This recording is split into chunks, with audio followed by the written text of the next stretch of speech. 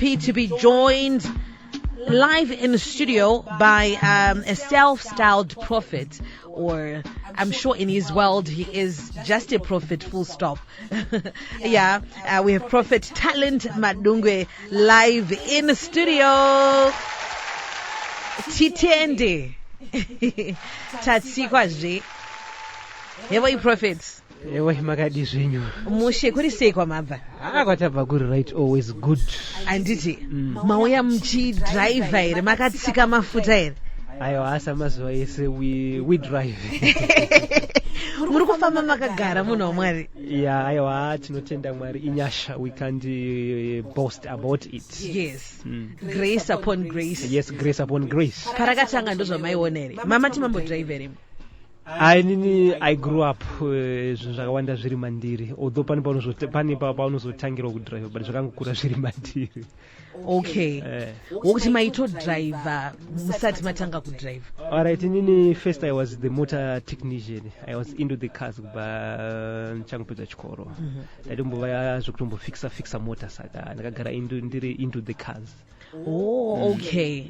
All right. We were a motor technician muchigadzira. Makazoenda kuchikoro kana kuti ranga ringori talent sister renyu talent. Aiwa raingori just a talent. Talented. Saka you're a man of many talents, eh? Yes. Makashanda kumain ndozvo maita here. No kumain ndaitoita futi zvimwe zvakawandisa.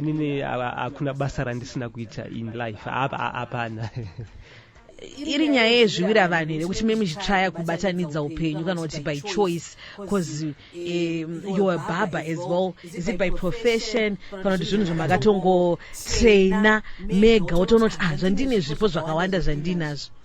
Yeah, ndingangoti as a man of God, kana kuti as the evil army commander, ndiri munhu kuti God want me to test everything in life. Kuti I was not a barber but I owned a saloon bandakazoivhara, so ndakaita mabasa ese because as a same soldier unofana kugona zvinhu zvese. Musoja haana basa ngonzi nasita chakati, saka my boss who is God vaingodisa zvakawanda kubva ndichikura kusvika up to now, saka hapana chandisina kuita zvokuti hapana basa randisina kuita. Lista vaMadungwe zvinhu zvamunogona tibva tazvilista tione kuti shuwa umbowo wezvamuri kutaura nevamwe vanenge vakateerera vanokuzivai vakakura nemi.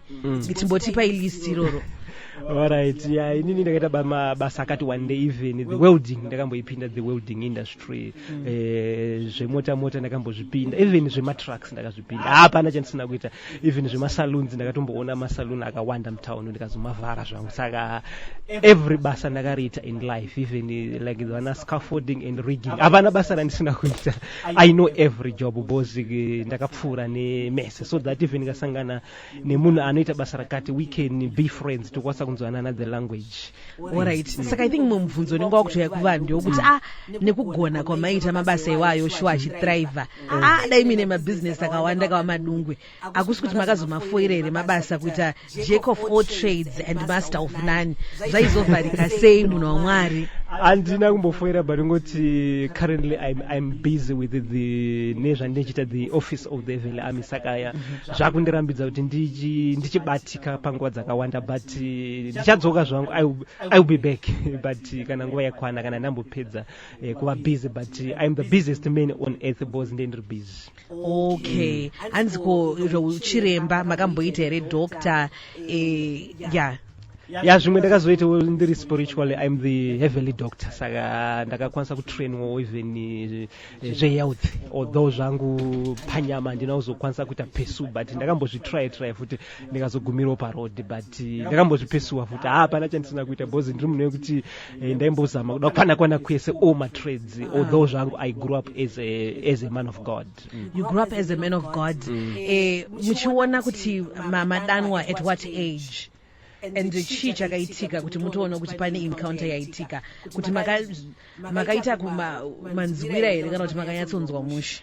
Nini at the age of 4 years ndopa akatanga my journey ndopa nakatanga kuna ma-angelic but ma-lesser one ndichikura saka at the age of 4 years that's when I discovered kuti there is kuti I'm not an ordinary person ndiri munhu akaitwa set aside sezvakaitwa na Samson wana Daniel from the Bible saka ndopa zvakatangira although understanding yakazoita ichikwirawo ne maturity by age ndana kuti ndichi-understand kusvika ndazo-ordainwa kuva fully a prophet by God but I grew up preaching simba ku AFM tisatri my youth even tisatri kunana inonzi cheya yekuchikoro inonzi chigoi scripture union atisaito ifambisa yacho zveayo atisaitofambisa even asi zvamakatokurira AFM chaiyo neima Madungwe zvekuti vanhu vanenge vachinonge makutoita ma-offside zvekuti makakura sho muine theology chaiyo kana kuti kudzidziswa chaiko kweshoko mhenyu raMwari even ratinoita imhenyu but ngoti rava advanced chete munoziva kuti a new thing chikauya vanhu vajaira chinhu chavo vanhu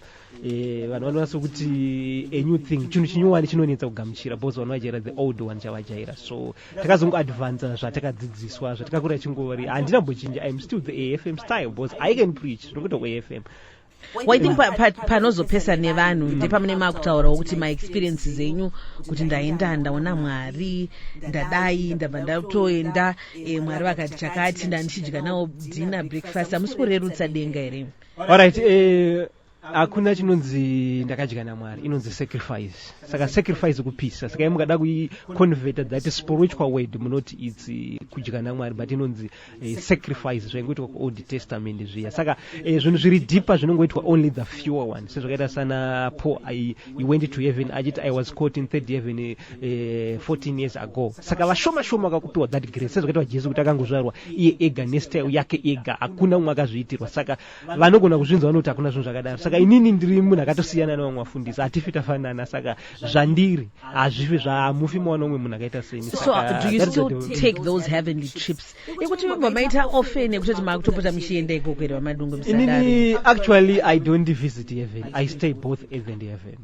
Ndakazosplit spirit man always resides in heaven then the physical man resides on earth saka sezvakaita oraiti foni nemaika handitika chimwe chechiruko chimwe chiruko handitika but chiri chinhu one zvichiita inonzi correspond to air coexist handitika saka the spirit man always resides in heaven then the physical saka I stay both earth and heaven zvinoita the angelic saka handishanyiko zvino ndinotogara ikoko ndichigara futi pano ndiri sort of like a half omnipresence.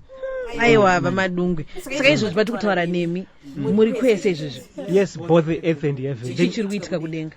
Alright, currently we are doing the meetings in heaven. In the meetings. Aiwa vaMadungwe musadaro. Aiwa ndinotaura nemi musadaro mufungi. Alright. Kuti I think pamwe anenge ari majokes here kana kuti muri serious. I'm more than serious. Fungai nekutuka kwandoita dai chinzi majokes ndaisiyazve ndainopinda mugumbeze but handinambochinja kubva ndichitanga nanhasi zvandaingoita ndozvandichiri kuita asi mafanisi ndechitokudze zvavana kuti Jesu akati ndakazvarwa pasina murume mai vakangoita overshadowed by the Holy Spirit munoti ari kutamba majokes even vanhu vakatadza kutomugamuchira bhozi vaiti zvaari kutaura hazvisizvo mwana waJosefa hakuna zvinhu zvakadaro kuti mwanakomana waMwari saka ndozvinoitika paunoudzwa zvinhu even moziva kuti vana Peter vakafamba naJesu wacho vakazoparidzirwa naPaul asina kufamba naPeter. Peter akasvika pakazonyora kuti ini zvino pozona mukoma Paul handichazvizivi achiudzwa Jesu akafamba naye nemunhu asina kufamba naye saka sometimes level rinosiyana zvinhu zvemwe ukaudzwa nemunhu ari pamusoro pako anoending anoona sokuti arasika mune but iwewe nyaya kuti grade 1 inoti it can't kana akanzi 1-2 saka ndikuti zvekudenga chero ana Inoko vakatozobviswa pasi Mwari aona kuti ada kugara navo ana Elijah imi machinongokusiyai muri pano pasi because you can't really have both worlds. It's different I guess from having an experience, a heavenly experience here on earth and encounters but then kana makutoti pamuri papo mutori kudenga nepano pasi mato Mwari ka handisi Mwari mukata 7 alright even Elisha aitozvirarama that panoti Gehazi akanotora mari kuna Naaman handitike pepe then Elisha anoti I was with you pawatora the bribe my spirit man was with you handitike Elisha anga ariko then the spirit man ikakwanisa kuescota munhu wake uye akanotorera Naaman mari handitike saka that's the same thing inoshandiswa with the angelic heaven is well advanced than us handitike saka ukasha kushandisa the terms of heaven anditika unenge kuti hauna wakatosepasa vamwe vanhu sezvakaita Jesu akaishandisa the heavenly standard yekuti hapana kumboda efadza but akangozvarwa pasina efadza, so akashandisa the heavenly standard. Saka handishandise the earthly standard because I am not an ordinary person, I am extraordinary. Saka extra and ordinary zvinhu zvakasiyana, saka tifi tafanana takatosiyana. Ko vanhu vamunogarisana navo mune mudzimai ndizvo? Yes, I am a family man and in a family. Vanozvigamuchira sei ministry yenyu? Vanotouya kuchechi vachibata nemi?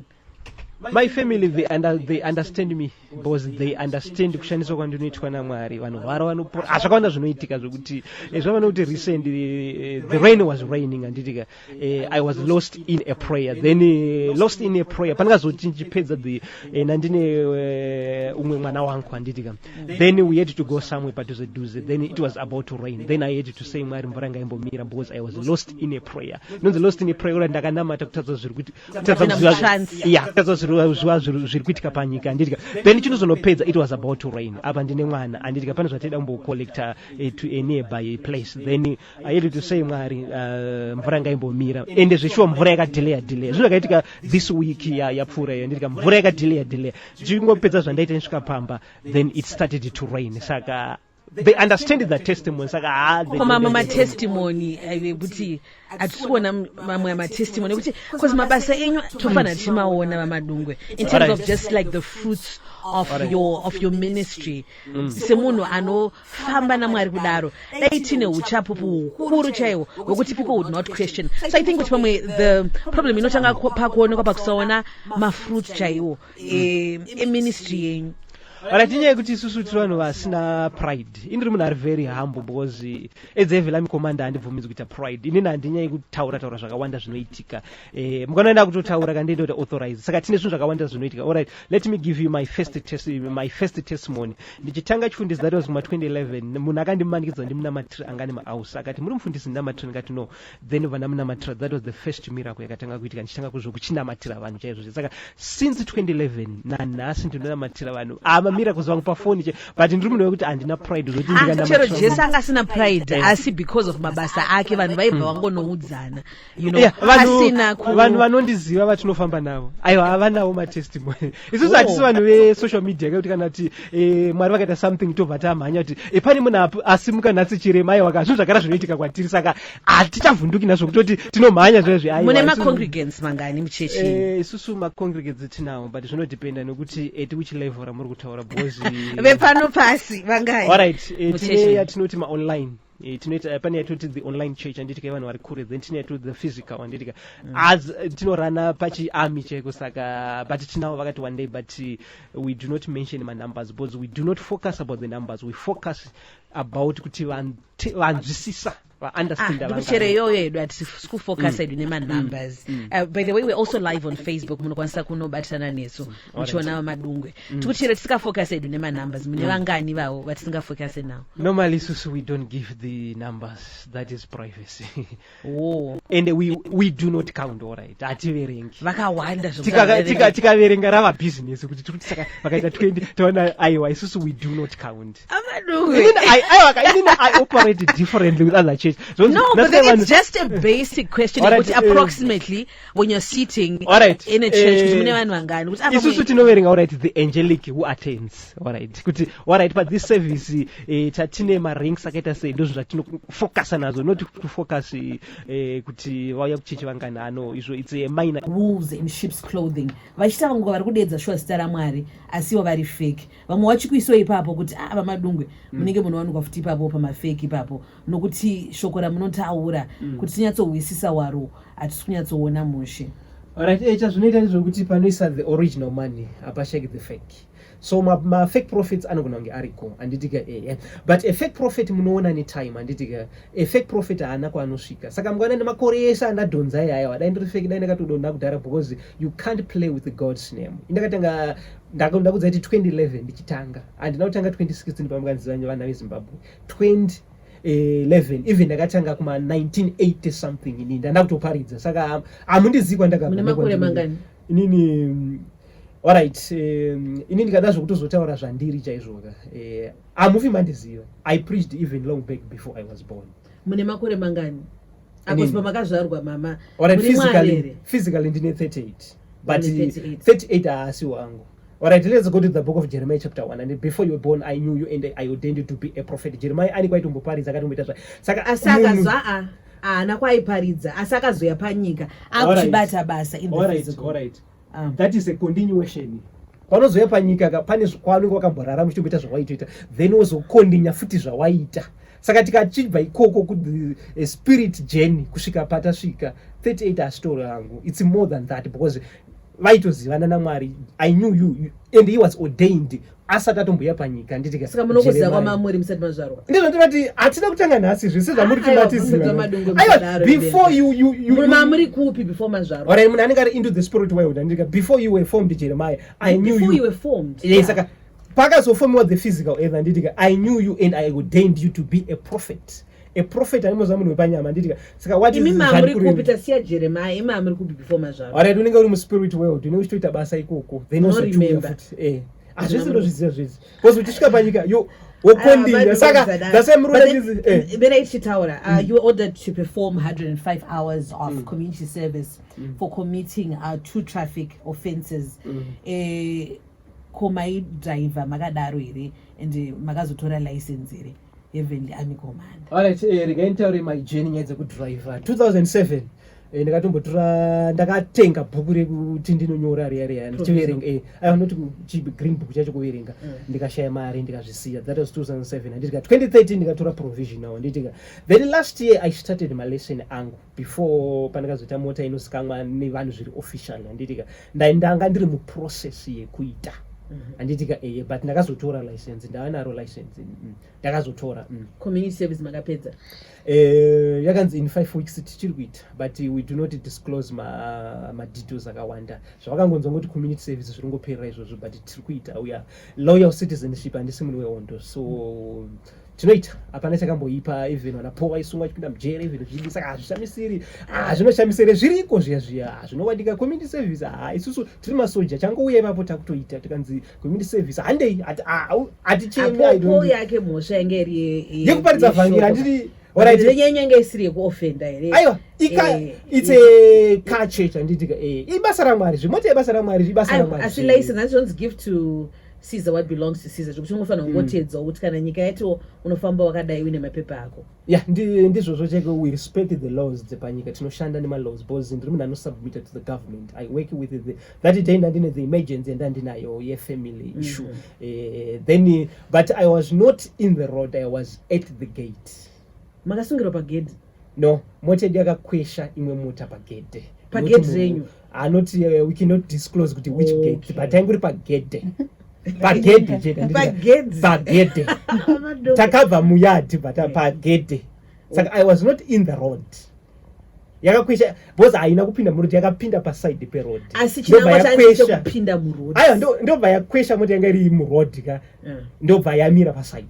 Okay. Ndo zvakaitika. Saka gore rino iri rakauya kune makombore ekuti maakudhiraivhawo zvakanaka izvozvo, but then rakauyawo nezvinhu zvakazviwira vanhu zvakakuuraiwo this year izvozvo zve-community service, asi mati munozvigamuchira. But then also there were stories during the rounds ekuti mama evictwa imimi because you had failed to pay rent, and you were saying kuti ndotadza kuita batanidza rent yangu because of evil forces which do not want you preaching the word of God. Can you explain more? And izvezvi zviri sei pamarentals? Hamusi mune makutongowandira pakuti makungoblema ma-evil forces? Rent unofanira kushanda uisa rent yako.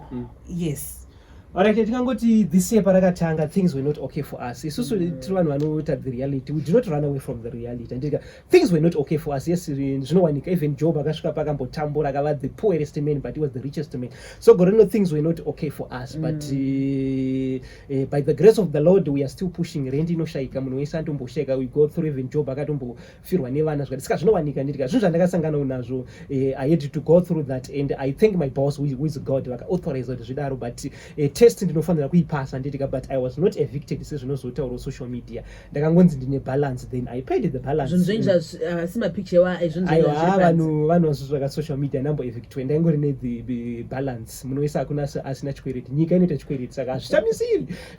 Zvekuti munhu waMwari inyaya yekuti saHeavenly Army Command zvoita zoti zvakushamisira, hazvitomboshamishiri. Zviriko futi kuti munhu anogara shwa naMwari here. Aiyo, zvinowanika makaita savana Job, they were friends of God, vana Abraham vaitoshaya mwana kusvika pakuchembera. Nditi ozopiwa. Mwari vanenge vane the purpose anditi Mwari akatendera zvidaro ane the purpose. I don't blame my boss who is God. Vanenge vatendera kuti zvidaro una kutofirwa sezvakaita vana Job anditi zvine chinangwa saka unongosiya zvakadaro ofocus zviripo then you enjoy zviripo but things is starting to go well now. I think thank you for actually opening up kuti mamini ma challenges amamina. Yeah, ma challenges anyway. But exactly. But then munobva mazvita amusi munhu wenyama. I think vanhu ndopo vanobva. I'm into two, the spirit man and the physical. Who has tested talent?